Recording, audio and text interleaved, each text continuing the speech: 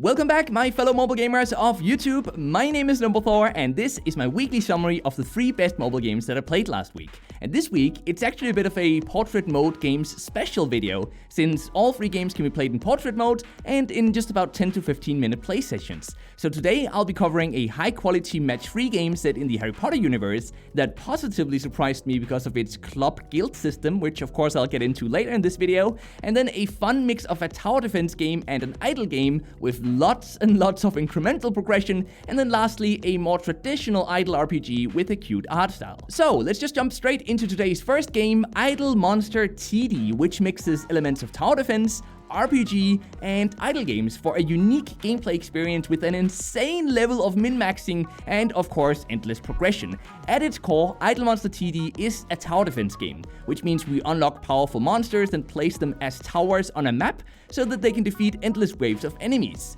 As we progress, we then start upgrading these monsters in a ton of different ways, including leveling them up and getting duplicates of each monster from monster packs that we buy using a currency that we earn through gameplay. The idle gameplay means that our towers continue fighting when the game is closed, which leaves a big bag of currency waiting for us whenever we open up the game again. With multiple targeting options and settings for each and every single monster, there really is a lot that can be min-maxed in this game, and that's not to mention all the technology trees, the relics, and the artifacts that also make us stronger in various different ways. And these systems add a lot of depth to the game, which creates a perfect gameplay experience for those who enjoy this type of progression system. Idle Monster TD monetizes through incentivized ads and lots of in-app purchases for convenience upgrades. Fortunately though, the daily missions and achievements provide lots of premium currency, which can then be used to acquire some of these convenience upgrades without spending real-life money. This type of monetization is typical for idle games, and I didn't find the need to ever buy anything as a free player.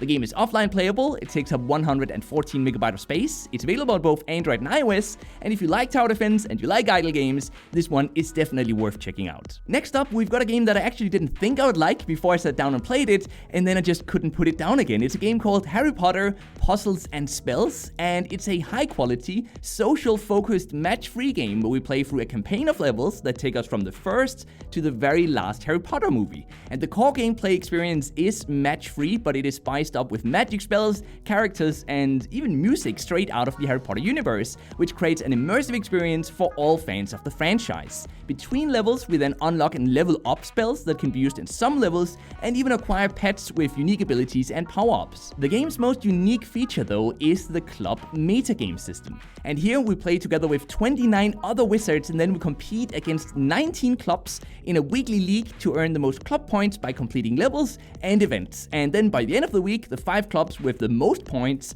advance to the next tier, which unlocks new advantages for all club members. And this system creates a great incentive to continue playing, and it's definitely what kept me hooked on the game. And the club chat adds a nice social and teamwork element to the game as well. Although it's also earned through normal gameplay, this game monetizes by selling additional gold through in-app purchases, and this gold is then used to buy single-use power-ups and additional lives. And with a total of 5 lives, our play session length is somewhat limited in this game, but since we can store 15 lives provided by other club members in an inbox, it takes a while to run out of. The game can be played offline, which I was very happy to see. It takes up 483 MB of space, it's out on Android and on iOS, and to my big surprise, it is the most engaging match-3 game that I've played so far on mobile, and if you're a Harry Potter fan, it is worth checking it out if you don't mind playing in bursts of 10 to maybe 12 minutes before then waiting to recover your lives again.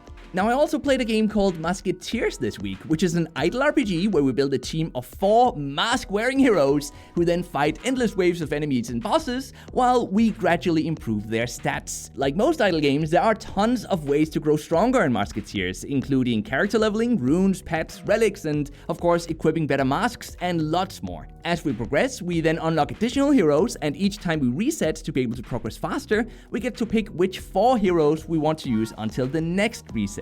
Now, the game's most unique feature is that we trigger abilities for each hero by tapping the hero orbs that line up in 2 rows at the bottom of the screen. There's room for a total of 13 orbs, and if multiple of the same orb type stand next to each other, they'll even link together to deal more damage once we tap them. And while this might sound like a simple system, it's actually a great way to keep us hooked on the game, to keep us actively playing the game as opposed to just progressing idle, by closing the game, because we will deal a lot more damage if we tap these orbs. orbs. Now, as for the monetization system, we have incentivized ads that allow us to progress faster, although the rewards aren't so big that I felt forced to watch them. There's also a monthly $6.99 subscription for various advantages and in-app purchases for premium currency used to buy new masks, new runes, and of course new pets. The game is entirely single player though, so none of these in-app purchases are ever really needed unless you really want to progress faster. The game can be played offline, it takes up 413 MB of space, it's available on both Android and iOS, and ultimately, while it is a decent idle RPG, nothing truly sets it apart from the rest in any meaningful way, but if you enjoy the genre, you will likely have a great time playing Masketeers as well, so you could consider taking it for a spin. That is all for now. I hope you enjoyed this video, and be sure to let me know what you thought about the games down below in the comment section.